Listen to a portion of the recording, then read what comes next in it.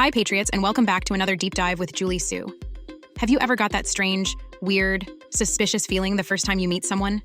I have to be honest with you. It happened to me today as I heard Tim Walz speak at length for the first time. Kind of like that too good to be true feeling, you know?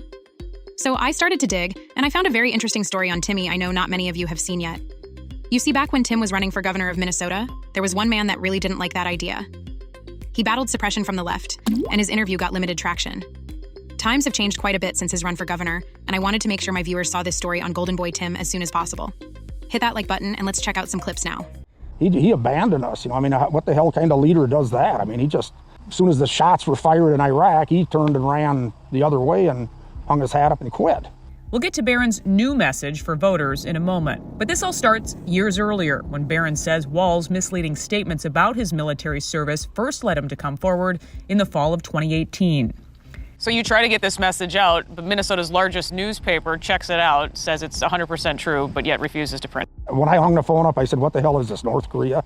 Back in 2005, a warning order went out to the 1st Battalion, 125th Field Artillery to mobilize for a mission to Iraq. At the time, Walz served as the unit's highest non-commissioned officer, but months later, Walz would retire from the Guard, avoid the deployment, and run for Congress.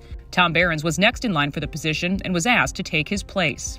I was like, well, for Pete's sake, if this guy quit, and if I say I'm not going to do it, I mean, what the hell kind of leadership is that? If a company would say that we're going to deploy to Iraq or somewhere and you're going to be gone for whatever amount of time, and then the foreman just says, no, I'm not going. I mean, what does that say to the 500 people that work in that factory? Barron would go on to serve in Iraq on a nearly 2-year deployment as a command sergeant major. All while Walz began using that title as a congressman.